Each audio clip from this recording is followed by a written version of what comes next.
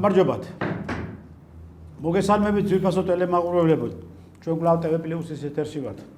ჩვენი გადაცემა დღეს განიხილავს, გადაცემაში განიხილული იქნება საკითხები თუ როგორი კორუფციული სქემები მოქმედებს უკრაინაში და რა მდგომარეობაა ამჟამად უკრაინაში, თავად თვითონ როგორც პოლიტიკურ ელიტაში, ასევე ფრონტის ხაზზე.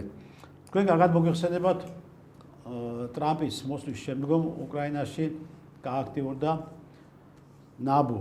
ეს არის ნაციონალური ანტიკორუფციული სამსახური, რომელმაც დაიწყო იმ დაკარგული და გაფლანგული თანხების მოძიება, მიტაცებული თანხების მოძიება, რომელიც თანხების თავის დროზე ზელენსკიმ მიიღო ამერიკის შეერთებული შტატებიდან. აქ არის სადღაც იყო სულ მთლიანობაში 380 მილიარდი და კიდე ნახევარი არ აჩანს. ანუ არ აჩანს 180 მილიარდი. 180 მილიარდი. ხო, 180 მილიარდი არ აჩანს. ახლა ტრამპი ეს ადამიანი არ არის, რომ ეს 180 მილიარდზე რაღაც თვალები დახუჭოს და ესე გვერდზე გაატაროს რა. ამიტომ არის რომ უკრაინაში ჩვენ თავის დროზე ვამოვდით მაგას ბატონი ნიკოტეს ჩვენთან გადაცემაში და სხვა დანარჩენი ექსპერტების, ანალიტიკოსების რომ იმ თავიდან პირველი დღიდანვე უკრაინაში იყო ძალიან სერიოზული კორუფცია და საერთოდ უკრაინა არის ის სახელმწიფო, რომელიც კორუფციაზე არის დაფუძნებული და მთლიანად კორუმპირებული არის მთელი უკრაინა, ხო? ეს ასე იყო და დღემდე ასე მოდის. მაგრამ ეხლა მით უმეტეს ახლა განსაკუთრებით, როდესაც საომარი მოქმედებები დაიწყო უკრაინაში, ამ კორუფციამ და ამ მთლიანად ამ თელმა კორუმპირებულმა ჩინოვნიკებმა ფეხი მოიკიდეს უკრაინაში. ყველა სადაც კი გაიხედა მარჯვი მარცხნივ ყველგან კორუფცია არის. დღეს ამ თემებზე გვექნება ჩვენ საუბარი, ჩვენი დღევანდელი სტუმარი არის ექსპერტი უსაფრთხოების საკითხებში ბატონი კონსტანტინე ფოჩხიძე. მოგესალმებით ბატონო კოტე, მადლობა ბრძანებისათვის სტუდიაში. მადლობა მოწვევისთვის. ბატონო კოტე, მოკლედ გააქტიურდა ანტიკორუფციული სამსახური უკრაინის და ეს გააქტიურება იმას ნიშნავს, რომ პირდაპირ ეს არ ემორჩილება, არ ზელენსკის ემორჩილება, არ ზელენსკის ადმინისტრაციას, არც ერთ ორგანოს გარდა ამერიკის შეერთებული შტატების სპეცსამსახურებისა, ЦРУ-ს. მოკლედ ძალიან სერიოზული სკანდალები ამოწიეს რა და პირდაპირ გადასული არიან შეტევაზე და ფაქტებს მტკიცებულებებს დებენ და სადაც კი შევიდნენ ყველგან კორუფცია და ყველგან გაფლანგვა და ყველგან მოკლედ ყველა მიმართულებით თანხების მიტაცებები. მიადგებიან თუ არა ზელენსკის და ფაქტიურად რა დანაშაულებრივი სქემა გამოიკვეთება მათი მხრიდან უკრაინაში. ძალიან საინტერესო თემაა და საჭიროა თემაა მინდა ვთქვა დღესდღეობით, იმიტომ რომ ჩვენ გვაქვს უკვე იმის გამოცდილება ქართულ მხარეს უკრაინელებთან ურთიერთობისა, აი ამ ჩრდილოვანი ეკონომიკის ხაზით, ეგრეთ წოდებული იარაღის ტრაფიკის კუთხით. და ეს იყო იმავად სახსენებელი 9 წლიანი მმართველობის პირობებში, რასაც მიხეილ სააკაშვილის რეჟიმი ერქვა, ხო?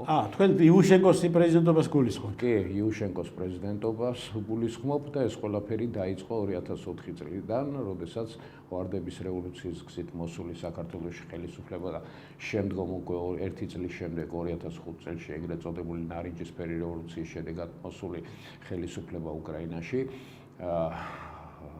დადგა ერთ რელსებზე, დადგა მილიტარიზაციის რელსებზე, დადგა გადაიარაღების რელსებზე და დადგა ეგრეთ გაჩნდა რიტორიკა, სამხედრო რიტორიკა, გაჩნდა ამ სამხედრო რიტორიკაში აგრესიული ტონი და ასე შემდეგ, ხო?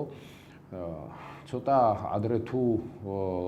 ადრეულ პერიოდს თუ გადავხედავთ, ჩვენ და დავაკვირდებით დასავლეთის ქვეყნების მაშინდელი პოლიტიკური მოღვაწეების მიერ გაკეთებულ შეფასებებს, ხო, ეგრეთ წოდებულ გზამკვლევ რუქას, რომელიც შეადგინეს ამერიკელმა სენატორებმა, ჯინ შახინმა და ლინდსი გრემმა, გახსოვთ ეს ორი ფიგურა, ესენი დღესაც მონაწილეობენ და ითვლებოდნენ საქართველოსთან და უკრაინის მეგობრობის გარკვეულ ჯგუფში მოიაზრებოდნენ და ეგრეთ წოდებული ისინი ახმოვანებდნენ ხოლმე უკრაინასთან და საქართველოსთან მიმართებაში მიღებულ გადაწყვეტილებებს, რომელსაც იღებდა შეერთებული შტატების მთავრობა და დასავლეთი და ნატო. იქ ჩვენ ვხედავდით, რომ და იკითხებოდა ქვეტექსტებში იკითხებოდა, რომ ეს მილიტარიზაცია ემსახურებოდა მხოლოდ ერთ მიზანს და ეს მიზანი გახლავთ საქართველოს და უკრაინას და პოსტსაბჭოთა ქვეყნების გამოყენებას, როგორც ეგრეთ წოდებულ დუბინკას რუსეთის მისამართით. პირველი სამიზნე უნდა ყოფილიყო და პირველი ფრონტის რესპუბლიკები უნდა ყოფილიყვნენ ზუსტად უკრაინა, საქართველო, უკრაინა, ბელორუსიაში თუ მოხდებოდა შესაბამისად გადატრიალებოდა ამის ცდილობაც იყო, მაგრამ ჩაფლავდა ეს ყველაფერი თავის დროზე ეგრეთ წოდებული ფერადი რევოლუციისა და შუა აზიის ქვეყნები. მინდა მივამატო კიდევ ამას. ანუ საუბარია პოსტსაბჭოთა რესპუბლიკებზე, ხო? ისინი უნდა გამختარიყვნენ ეგრეთ წოდებული შეტევის, პირველი შეტევის იარაღი, ისინი უნდა გამختარიყვნენ მთავარი დუბინკა, რომლითაც გამოაცლიდნენ გარკვეულ ძალასა და რესურსებს და დაასუსტებდნენ რუსეთს, ხო? რუსეთის სამხედრო მანქანას. მაგრამ ჩვენ როგორც ვნახეთ, პირველი ეს მცდელობა 2008 წელს დასრულდა 5 დღიანი ომით საქართველოსთვის საბედნიეროდ მინდა ვთქვა იმ შემთხვევაში, იმიტომ რომ პრაქტიკულად ჩვენ მაშინ რუსეთმა არ გაგვიმეტა, თორე შეეძლო ამის მაქსიმალურად და დღეს ჩვენ შეიძლება ჩვენი სუვერენიტეტის დაკარგული ქონოდოთ და რუსეთის სამხრეთი რომელიღაცა გუბერნია შეიძლება ყოფილიყავით, ხო? დასრულდებოდა სრული მიერთებით საქართველოს და საქართველოს დამოუკიდებლობის დაკარგვით, მინდა გითხრათ. აი ზუსტად ამ პერიოდში ჩვენ სწავლობდით ფართო თემატიკას გარკვეული პერიოდის განმავლობაში და ეს ჩვენ მიუძღვენით ამას დაახლოებით 20 წელი არ გახლავთ პატარა პერიოდი.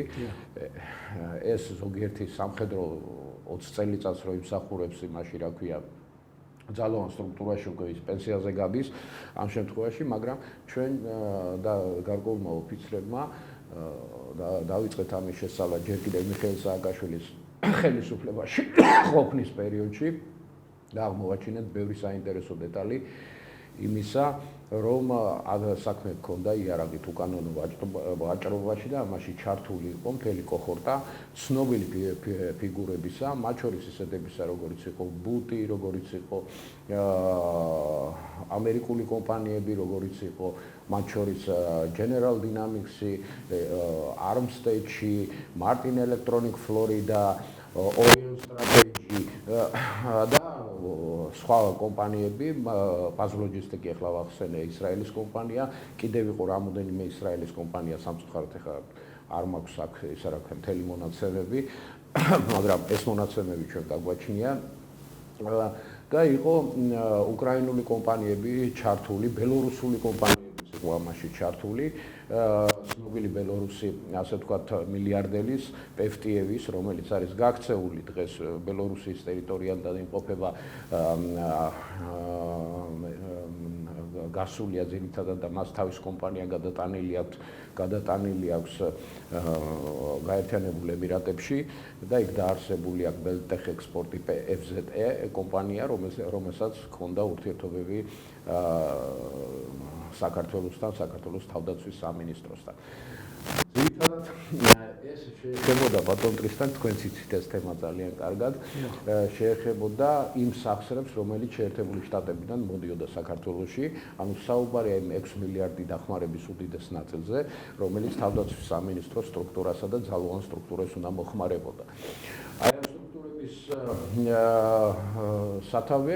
ამ სტრუქტურების სათავეებში, მაშინდელი ხელისუფლების პირობებში იყო ისეთი ოდიოზური ფიგურები, როგორც იყო კეზერაშვილი, შემდეგ ახალაია, ხო, მანამდე კიდევ იყვნენ, მაგრამ იყო იქ მეორე და მესამე ეშელონის ადამიანები, ვინც ფაქტიურად იყვნენ ძირითადი შემსრულებლები და საქმის გამკეთებელი და დოკუმენტაციაზე ხელის მომწერი ადამიანები.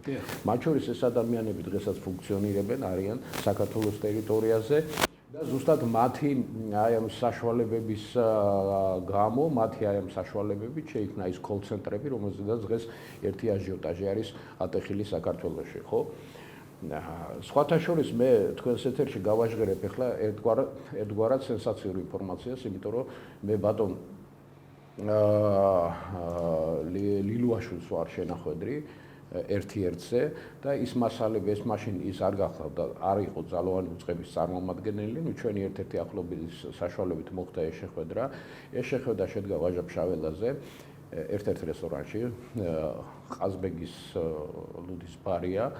იქ და ამ შეხვედრას ესწრებოდა 3-4 ადამიანი. ეხლა მე არ დავასახელებ თუ ვინ და როგორ, ესე იგი ბრძანდებოდა ბატონ ლილუაშვილი და მას ახლდა თავისი მეგობარი.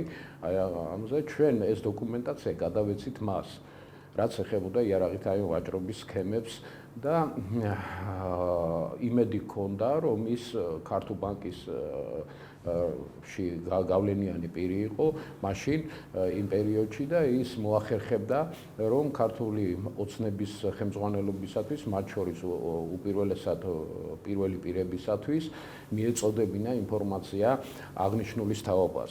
მაგრამ ეს თავის დროზე მიჩქმალდა, არ მოხერხდა, როგორც შემდგომ გაერკვა რომ საერთოდ არ ყოფილა და ახლა ირკვევა რომ ის კოლცენტრები, რომლებსაც ხელმძღვანელობდა კეზერაშვილის ხალხი, დღეს აღმოჩნდა ამ დღეში და მთავარი დამფინანსებელი იმისი რა ქვია, ლილუაშვილის ეს კონტორა აღმოჩნდა ამის, ესე იგი ფაქტიურად რა, მათ იცოდნენ რომ ეს კეთდებოდა თავის დროზე, ამას დაადეს თავისი ხელი ზევიდან და დაიწყეს ესე იგი ჩანაცვლება, ან ერთობლივი საქმიანობა მათთან ერთად.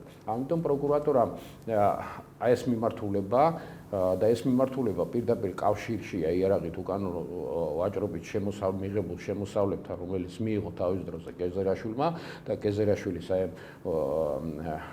ის რა ქვია, ეგრეთ წოდებულმა რუსულ ტერმინს ვიადა ბრიაშკამ, ხო, რომლებმაც მოინდომეს ამისი ისე პოლიტიკაში ჩაბრუნება, აი ამ გზით მიღებული თანხების და შემდგომ პოლიტიკური დივიდენდების მიღება. თავის დროზე რომ მომხდარიყო ამაზე რეაგირება, დღეს ეს პრობლემები, რომელიც დაკავშირებული ამ აკაცუკების მოძრაობასთან და ასე შემდეგ, ხო, ეს ფაქტიურად არ იქნებოდა. თუ ვინმეს გონია, რომ ამერიკის შეერთებული შტატებიდან წამოსული თანხებით ფინანსდება და ამერიკის საელჩო პირდაპირ აძლევს ახლა ამ ხელში თანხებს ან დასავლეთის ქვეყნები, ხო, ეს ასე არ არის ბატონებო, ზუსტად აი ჩtildeოვანი ბიზნესიდან და ჩtildeოვანი ეკონომიკიდან შემოსული, ჩtildeოვანი ტრაფიკიდან შემოსული თანხები ხმარდება დღეს აი ამ მოძრაობებს და იმიტომ არის რომ თავარ სარგებელს აქედან ნახულობენ გარკვეული პოლიტიკური ძალები, ის პოლიტიკები, რომლებიც მზად არიან რევანშისათვის, რათა დააბრუნონ ის 9 წლიანი სისხლიანი პერიოდი საქართველოს დღევანდელ აი მე რატომ მოვყევი ეს ახლა მინდა გითხრათ რა. იმიტომ რომ იქ იყო კომპანიები, რომლებიც პირდაპირ დაკავშირებული იყო უკრაინასთან. უკსპეც ექსპორტი გახსოვთ ეს კომპანია, ხო? ხო, სერგეი ბონდარჩუკი. სააკაშვილმა მეტლით დააჯილდოვა ყვარელში, ეს ის ადამიანია. მეორე ფიგურა და მთავარი კომპანია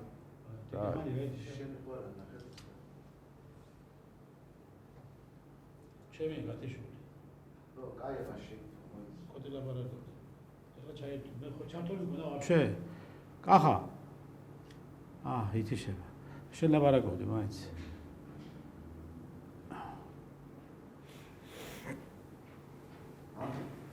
ხო, ჩემი აწითერსანთებს, და გააგზელებ შეულებრივად. ხო, რა, პრობლემა. ვიტო მე არ ვლაბორატორია.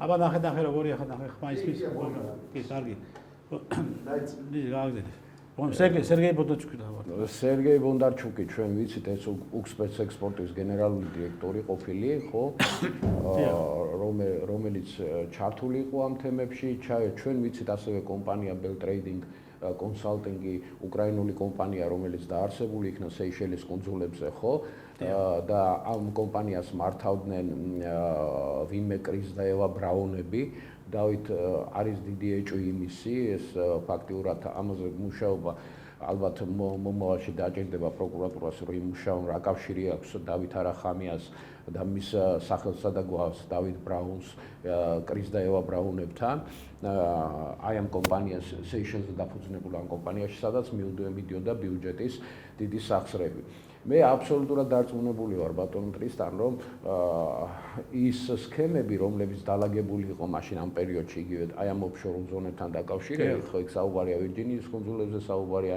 სეიშელის კუნძულებზე და ასე შემდეგ. ეს სქემები იყო თავიდანვე უკრაინელების მიერ და უკრაინის აი ამ კატეგორია ადამიანების სპეცსამსახურების დალაგებული თავის დროზე. დიდი ეჭვი არსებობს იმისიც, რომ აი ამ მთელი სქემების უკრან იდგა ამერიკული და ბრიტანული სპეცსამსახურები და რატომ? ჩვენ კარგად გვახსოვს, როდესაც ეს ინფორმაცია მოპოვებული იქნა ჩვენი ჯგუფის მიერ გარკვეული, ასე ვთქვათ, დიდი შრომის საფასურად, საუბარია წერილებზე, რომელიც ასახავდა მიმოწერას ამერიკის სახელმწიფო დეპარტამენტთან, იგივე ამერიკის ელჩის საქართველოში, ბატონი ჯონ ტეფტისა და ჰილარი კლინტონის მიმოწერაზე მაქვს ამჟამად საუბარი, როდესაც აი ამ მიმოწერის შედეგად გაირკვა არა მარტო იმ ადამიანების სახელები და გვარები, ვინც ამაში ჩართული იყო, არამედ ის ადგილები, სადაც ეს ფული მიდიოდა ზუსტად და ის კომპანიები, რომლებიც ამაში თავიდანვე მოქმედებდნენ და სადაც ილექებოდა ეს თანხები, ხო?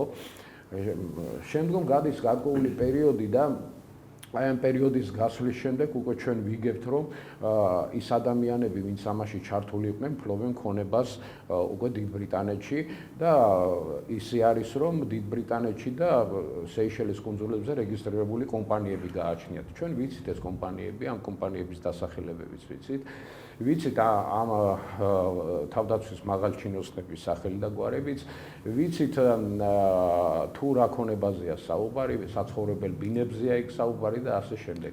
ნუ რა ვის ნუგონია, რომ აი ამ შავი სქემებიდან გამოსული ეს თანხა, ამ თანხით ვინმე იყიდის ბინას იმაში, რა ქვია, დიდ ბრიტანეთში, ხო, ან შეერთებულ შტატებში და ამას აი ამ ფულის წარმომავლობას ვერავინ და ვერაფერი ვერ გაარკვევს. ეს ძალიან კარგად ჰქონდათ გარკვეული და რომ არ ატყდა მათი მხრიდან, ასე ვთქვათ, მათი სპეცსამსახურების მხრიდან, იგივე სკოტლანდი იარდის მხრიდან, იგივე მიექსის მხრიდან, ხო? და იგივე FBI-ის მხრიდან აი ეს აჟიოტაჟი ამასთან დაკავშირებით და არ დაიწყო თავის დროზე გამოძიება, ეს მიანიშნებს, რომ ეს ადამიანები პირდაპირ კავშირში იყვნენ აი ამ სპეცსამსახურებთან და სწორედ სპეცსამსახურების მიერ დალაგებული აი ამ სქემით. მაბადიეთ, ახლა ნახეთ, ჩაგეკითხებით რა. აი თქვენ ახლა ამდენი მფარველები ახსენეთ რა. მოკლედ აი ამ სქემებს რა. ამ ხალა უზარმაზარი ეს იყო სახელმწიფო დონეზე მფარველები, მაგრამ აი ნახეთ ახლა დღეს რამ განაპირობა, აი დღეს გააქტიურება უკრაინაში სწორედ იმ ანტიკორუფციული სამსახურისა, რომელი ანტიკორუფციული სამსახურის პირდაპირ მიდის აი უშუალოდ იმ კონკრეტულ ადამიანებთან, რომელი კონკრეტული ადამიანებიც არის ჩართული ამ კორუფციულ სქემაში. ეს განაპირობა ზუსტად იმ პოზიციამ, რაც ფაქტიურად ეს გამოძიება როდის დაიწყო ტრამპისა და პუტინის შეხვედრის ალიასკის შეხვედრის შემდეგ, ხო, ეს ხო სერიოზულად ვიძახებთ, თორემ მანამდე ეს კულუარული მოლაპარაკებები უიტკოვსა და უშაკოვს შორის მიმდინარეობდა. კარგახანია და ზუსტად ამ თემებზე იყო საუბარი. მანამდე ეს საუბრები დაიწყო ზუსტად იმ ბუტის გადმოცემით იგივე რუსეთის მხარისათვის, იმიტომ რომ ცნობილი ყოფილიყო რუსეთისათვის, რახან რუსეთი ჩართული იყო აი ამ იმაში, რომ ბუტის ის კონტაქტები, რომლებიც მას ჰქონდა, ხო, უკრაინაში მოღვაწეობის პერიოდში და ის ითვლებოდა სიკვდილით ნომერ პირველ მოვაჭრეთ, ხო, მსოფლიოში და დაპატიმრებული იყო და გადაცემული იყო ამერიკის შეერთებულ შტატებში და იქ ხდიდა საჯელს და გაცვალეს ის, როგორც იცით ხო, კალათბურთებზე, რომელიც დაკავებული იყო რუსეთში, აი ზუსტად აი ამისთვის გადასცეს იმას, რა ქვია, რუსეთს, რომ რუსეთს ცოდნოდა ამის შესახებ ყველაფერზე და ბუნებრივია ინფორმაცია თვითონაც ამოიღო ამერიკის შეერთებულმა შტატებმა და მათ ჰქონდათ სრული ინფორმაცია თუ რა სქემებთან შეიძლება ქონოდათ კავშირი აი ამასთან დაკავშირებით და ბოლო-ბოლო გაირკვა ის, რომ საჭირო იყო გამოძიების ჩატარება. ეს არ არის ბილ კლინტონის, ლინტონის სიტყვები და იქ ცენტრალური სადაზვერვოს აქ ტრამპის ადმინისტრაციის პერიოდში ხო ბუნებრივია ის დაწყებული საქმეები გრძელდებოდა, რაც დაიწყეს ბაიდენისა და ბორის ჯონსონის პერიოდში, ხო? და ბუნებრივია გაჩნდა შეკითხვა, რომ ესე იგი იმდენად დიდი მადა აღმოაჩნდათ ამ უკრაინელებს, ხო? ის თანხების ადგილზე აღარ მიჰქონდათ.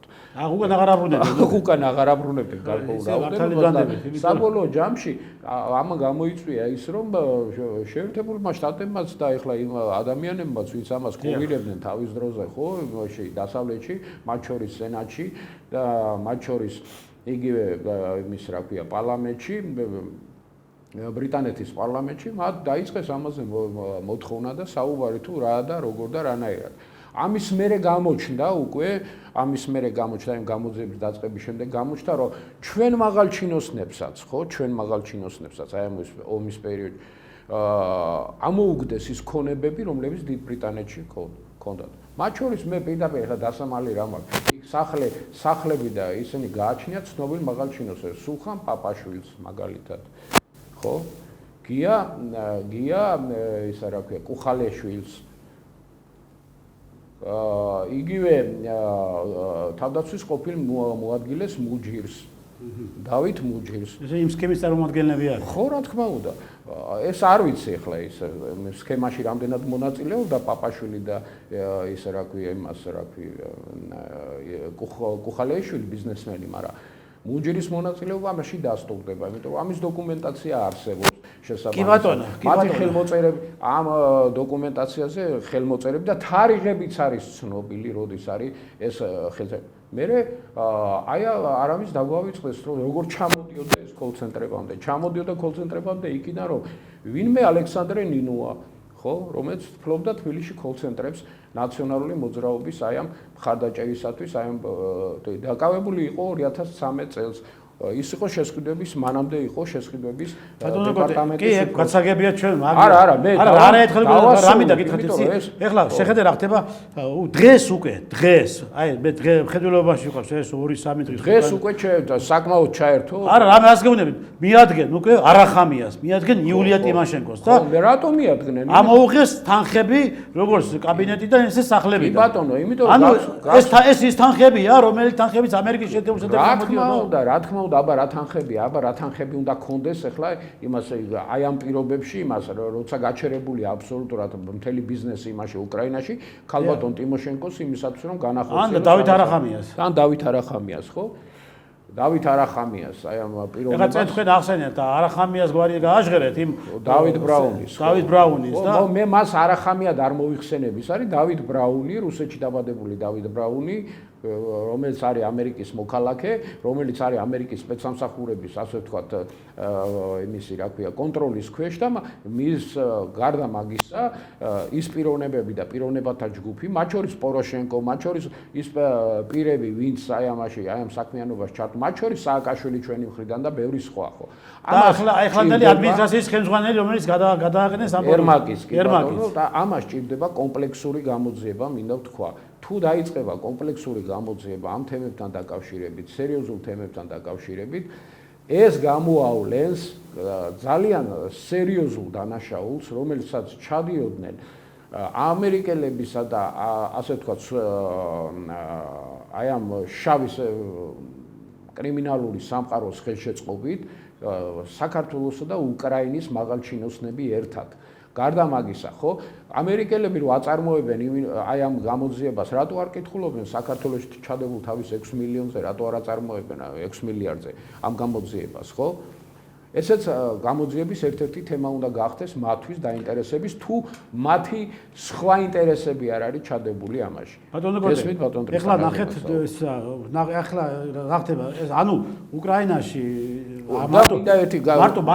სანამ იტყვით არ გამომრჩება, იმიტომ რომ უკრაინაში ამას გარდა იმისა, რომ ის ნაბუ აწარმოებს ამას, რეგიონალური პროკურატურის დონეზეც დაიწყო სამხედრო. აი მაგები და გითხართ, ნახეთ, აი მე რა მინდა გითხართ, ნახეთ, გარდა იმისა, რომ უკრაინაში ეს ნაბუ, რომელიც აქტიურად მოქმედებს და პირდაპირ უკვე დებს შედეგებს, და გარდა იმისა, რომ ამ კორუფციულ იმაში და ამ თანხების მოპარვაში ჩართული იყო უმაღლესი თანამდებობრივი პირები, მიხედავთ მინისტრები, პრეზიდენტის ადმინისტრაციის უფროსები, აღმოჩნდა ახლა აგერ ეს არა ჩერნიგოვის სამხედრო ადმინისტრაციის ხელმძღვანელობას მიადგა კირილო, ხო, მიადგა ესა რა ქვია, ჩერნიგოვის პროკურატურა, ხო? ანუ ესე იგი ადმინისტრაციის სამხედრო პროკურატურაზე. სამხედრო ადმინისტრაციის ხელმძღვანელები ჩართული არიან ამ საქმეში. ეს არის ვინმე ესა რა ქვია, ვიაჩესლავ ჩაუსი, რომელიც ადმინისტრაციის უფროსია. ადმინისტრაციის ხელმძღვანელი.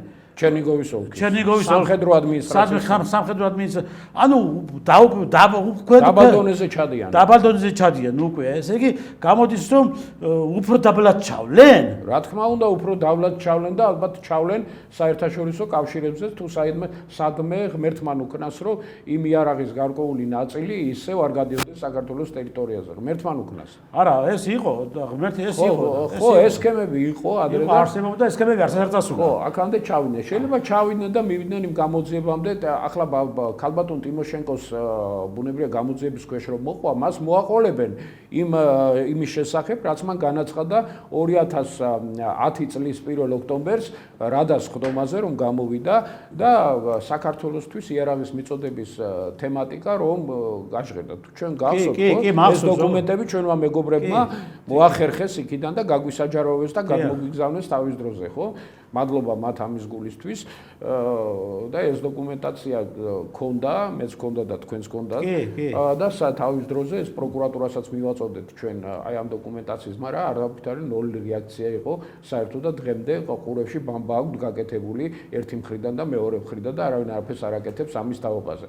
თუ უნდა წარმომავლობა იპოვონ ამ ფულის და თუ უნდა დაასრულონ ერთხელთან საბუნდამოდ მიხეილ სააკაშვილის ხელისუფლება, მისი შავნელი საქმიანობი, ხელისუფლება მარტო არ გახლავთ ის, რომ ის ოფიციალურად უწყებაში ხელისუფლება არის გავლენის სფეროები და თუ ისინი დღეს ციხიდანაც აკონტროლებენ ამ გავლენის სფეროებს, მაშინაა ცუდად საქმე, მინდა ვთქვა.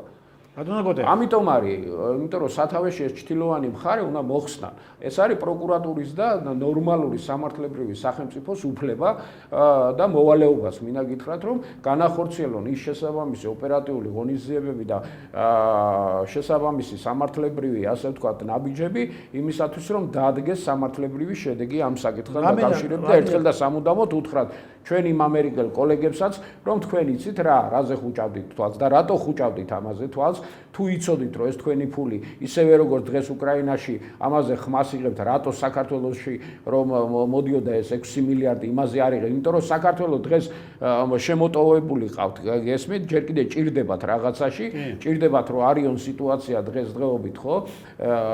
იმიტომ რომ ის პროექტი, რომელიც უკრაინაში იყო, ეგრე ჩაფლავდა, ფაქტიურად იქ ომი უკვე დასრულებულია, მინდა გითხრათ, არ გადავამეთქი, მე ვამბობდი 100 წელიწადი, არ გადაცდება რუსი დნევრს იმისათვის, რომ მას გადასვლა ნიშნავს სრულად და გრევას მთელი იმისი, რა ქვია, ინფრასტრუქტურის და ასე შემდეგ და ის განახორციელა ჩვენ გქონდა ამაზე ჩანაწერები, რამდენი გადაცემა გავაკეთეთ, ხო? და იქ ვამბობდით, რომ გენერალური შტაბის ხელმძღვანელობას და ის ტაქტიკა, რომელიც რუსეთს შერჩეული აქვს ომის საწარმოებლად, ეგრეთ წოდებული წერტილოვანი დარტყმების საფუძველზე მთელი ენერგეტიკული შიმშილის გამოწვევა უკრაინაში და ფაქტიურად უკრაინის ჩამოშლა ეს ფაქტიურად მოახერხეს. ხო და საბოლოო ჯამში ყველაფერი მიდის იქითკენ, რომ უკრაინის კონფლიქტი ესად ადრე თუ გვიან ძალიან მალე დასრულდება, მინდა ვთქვა. რა მინდა იცი გითხრათ ადამიანები, ნუ ახლა უკრაინის კონფლიქტის დასრულებას მაგასაც შეგეკითხებით, ახლა მე თქვენ მაგრამ აი როცა დასრულდება, აი ეს თემები ახლა ჩვენ რაზეც ვსაუბრობ. ბაბატიეთ, ახლა ჩაგეკითხებით რა კიდევ და მე გააგზილეთ თქვენ. ახლა ჩერნიგოვის ოლქის ჩერნიგოვის ოლქის სამხედრო ადმინისტრაციის ხელმძღვანელი, მისი მოადგილეები. ამავდროულად კიდევ ახლა თქვენ წარმოიდგინეთ, რამდენი სამხედრო ადმინისტრაცია გააჩნია უკრაინას, ხო? კი, რამხელა ანუ ეს თანხები, რომელი თანხებსაც უკვე ტრამპი ეძებს, ის დაკარგულ თანხებს 180 მილიარდს, ხო? ეს თანხები არის გაფანტული აი ამ თელს უკრაინის ადმინისტრაციის ხელმძღვანელების. ყველა დონეზე, მინდა. ყველა დონეზე. კი ბატონო, მეტნაკლებად ახლა ზოგს მეტი შეხვდა, ზოგს ნაკლები. აი ესე იგი, ახლა რა მინდა ნახეთ გითხრათ, ხომ არ არის ეს სწორედ განპირობებული, აი ეს ნახეთ, ეს 180 მილიარდის ძებნა, სადაც დაკარგულია თითქოს და არავინ არაფერი არ იცის ამაზე ზელენსკის თავს, იმიტომ რომ მე არაფერი არ ვიციო, მაგრამ ყველაფერი ძალიან კარგად იცის, ხო?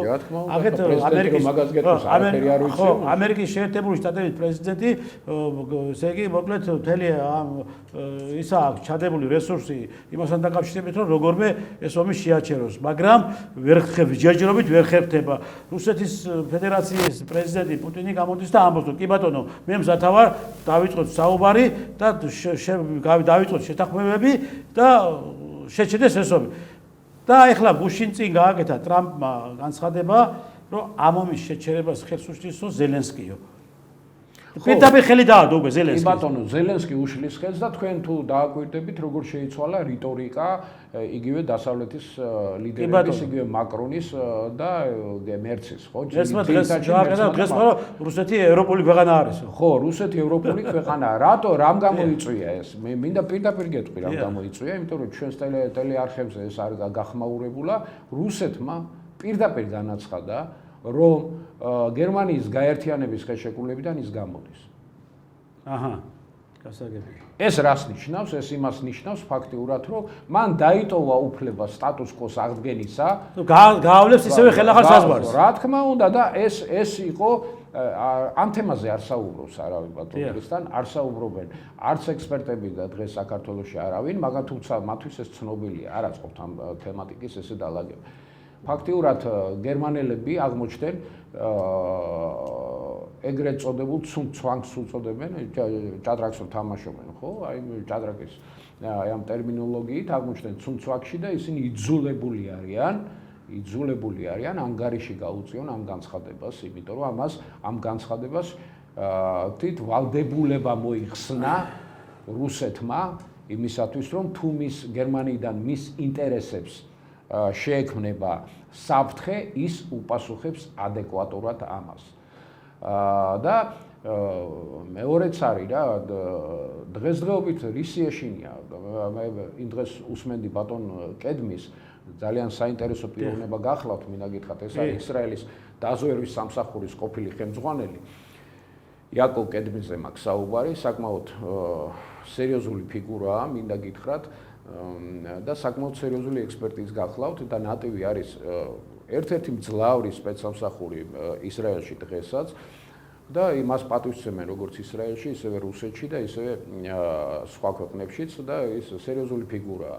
და ბატონ იაკოვ კედმი განაცხადა, რისი ეშინიაო იმასო, რა ქვია, დასავლეთსო, არა ატომური დარტყმისო და მით უმეტეს ბრიტანეთს. არა იმისი, რა ქვია, ორეშნიკის დარტყმისო. არამედ აი მცურავი საშუალებას, რომელსაც შეუძლია დამავიწყდა სახელი ზუსტად. ასეიდომი? არა, ის მცურავი აპარატია, რომელიც ჩადის საკმაოდ ღრმად და შეუძლია კაბელების დაზიანება გადაჭრა. ეს გამოიწვევს ფაქტიურად ჩამოშლას მთელი სახელმწიფოსი და მეც ვეთანხმები ამ შემთხვევაში ბატონ კედმის. აი ამის განხორციელება არ ჭირდება ომი და ეს. ამას ჩაჭრის შედეგად მთელი პარალიზებული გახდეთ ძალიან საფინანსო და არა მარტო მთელ ევროპას და მთელი სისტემები პარალიზებული გახდება. რა თქმა უნდა, პარალიზებული გახდება და ეს გამოიწვევს ძალიან სერიოზულ კოლაპსს და ჩამოშლას მთელი დასავლეთის. ამის გაკეთება რუსეთს შეუძლია დღეს და სულ არ აქ იმის ასე ვთქვათ როგორ ვთქვა სულ არ სურს იმას რუსეთს რომ ეხლა არეშნიკი აწარმოოს და ესროლოს მაგალითად ან ლონდონს და დაანგრიოს. არაფერი, გადაჭრეს უბრალოდ ორ-სამ კაბელს და მიასრულდება მთელი შენი ბრიტანული ასე ვთქვათ საფინანსო ბირჟები და მთელი ეკონომიკური ურთიერთკავშირები და ასე შემდეგ. აი ეს ძალიან სერიოზული თემა. ტიმოშენკოზე მინდა გავამახვილო კიდევ ყურადღება, იმიტომ რომ ის დოკუმენტაცია, რომელზედაც ჩვენ გქონდა საუბარი და რომელიც მან გააჟღერა რადაში და რომლითაც ცნობილი გახდა ფაქტიურად ჩვენთვის, ჩვენი თხოვნით მოხდა ეს, ხო? ნუ კულუარული თხოვნით გაკეთდა ეს ყველაფერი, რაღაცები არ მინდა ეხლა ხალხის სახელი და გვარების დასახელება, მაგრამ ეს გაკეთდა თავის დროზე, ჩვენ ეს მასალები გქონდა. ჩამოვიდა აქა და ფაქტიურად ჩვენ ვიცით მთელი იმ ისტორიის შესახებ, რაც საქართველოში მაშინ ხდებოდა ემჩtildeოვანი ეკონომიკის კუთხით იარაღის ტრაფიკთან დაკავშირებით, ხო? ეს საქართველოსთვისაც გაკეთდა, მინდა ვთქვა, მაგრამ ამ შემთხვევაში ქალბატონი ტიმოშენკო იძულებული იყო დაყოლოდა მათ ნებას. ესე იგი, მან იცოდა მთელი ამ სქემების არსებობის შესახებ და ის შეიძლება გახდეს ერთ-ერთი ოქროს მოწმე იმ შემთხვევაში, თუ მაგალითად დადგა ზელენსკის და მისი მთავრობის ოფიციალურად უკვე სისხლის სამართალში მიცემის და ეს ალბათ კონფლიქტის დასრულების შემდეგ მოხდება, ხო? მაშინ შეიძლება გახდეს როგორც ოქროს მოწმე, როგორც ის, ესევე პარაშენკო და ისევე ბატონი ყოფილი პრეზიდენტი იუშენკოც, ხო? აი ეს სერიოზული თემატიკაა. ჩვენი დრო ამოიწურა ბატონო კოტე. საკუთრივ ვრცელი თემაა. ვრცელი თემაა. ჩვენ ერთ გადაცემაში ამას ვერ ჩავატარებთ. ერთ გადაცემაში ნამდვილად ვერ ჩავატარებთ ერთ გადაცემაში, მაგრამ ის ფაქტი ის არის, რომ უკრაინაში მართლაც მეგობრებო სერიოზული კორუფცია არის და უკრაინაში ეხლა უკვე საერთოდ აღარ აინტერესებს არ ზელენსკის და არც მის გარემოცვას ამ ომის მდგომარეობა და გამოძრომა. გადარჩენაზე ზრუნვა. მის გადარჩენაზე თვითონ ის ფიქრობს ახლა მის თავის გადარჩენაზე და ერთადერთი ახლა ჯერჯერობით ის ხედავს თავის გადარჩენას ომის გაგრძელებაში. და ალბათ ამიტომაც არის, რომ ტრამპმა გააკეთა განცხადება, რომ თუ ვინმეს არ სურს დღეს ომის გაჩერებაო, ზელენსკის არ სურს და მის გარემოცვასო. ასე ეს არის. მართლაც უკრაინა არის სერიოზულ კორუფციაში. ეს კორუფცია გამეფებულია უკრაინაში, განუკითხაობაა დღეს უკრაინაში და დღეს არის მართლაც უკრაინა იმ მდგომარეობაში, რომ შეიძლება ხვალ უკვე გაქრეს ის უკრაინა და აღარ იარსებობს ამ უკრაინა, რადგან თვითონ უკრაინის ბედი ზელენსკი და მისმა გარემოცებამ ჩაავიდა მდგომარეობაში და ასევე დასავლეთმა ამერიკის შეერთებულმა შტატებმა, რომლებმაც თავიდან დაიწყეს ეს ომი და არ მოусმინეს არც რუსეთის ფედერაციის პრეზიდენტს და არც გაითვალისწინეს ის მოთხოვნები, რა მოთხოვნების საფუძველზე თუ ისინი გაითვალისწინებდნენ პუტინის მოთხოვნებს, დღეს შეიძლება დღეს ომი არ იქნებოდა უკრაინაში. ასე რომ ძვირფასო ტელემაყურებლებო, ველოდოთ კიდევ ახალ შეტევებს, ნაბუჯ შეტევებს, ახალ სენსაციური ინფორმაციებს ველოდოთ, თუ საწავიდა ეს დაკარგული 180 მილიარდი და ვიჯიბეებში არის ეს განთავსებული და მე დარწმუნებული ვარ იმაში, რომ უმოკლეს ხანში ზელენსკისაც მიადგებიან სახლში. ბატონ ტრისთან ერთ პატარა რეპლიკასავით. გარდა იმისა, რომ ამერიკელი დღე ისინიც მოითხოვენ, უკვე დანიამ უკვე მოთხოვა თავისი 680 მილიონის დაბრუნება იმას, რა ქვია, უკრაინას და ალბათ უკვე თვითონ ეს რომ გადავა ეს გარკვეული პერიოდი, ხო, მე ისინიც დაიწყებენ გამოძიებას თუ საწავი და მათი დახმარებები. კი, ახლა ევროკავშირმა ხო რაღაც კრედიტის სახით გამოვიყო თანხები. ეს 180 მხოლოდ ამის დახმარებაა, კაცო. ძვირფასო ტელემაყურებლებო, კარგად ვანდებოდეთ მომავალ შეხვედრამდე. მადლობთ რომ გვიყურებთ ჩვენ და ყოველთვის მოგატვით საინტერესო ინფორმაციებს, ეს იქნება მტკიცებულებზე დაფუძნებული და ნახოთ რა მოხდება ის, რასაც ჩვენ ვამბობთ და ვამბობთ. კარგად ვანდებოდეთ მომავალ შეხვედრამდე.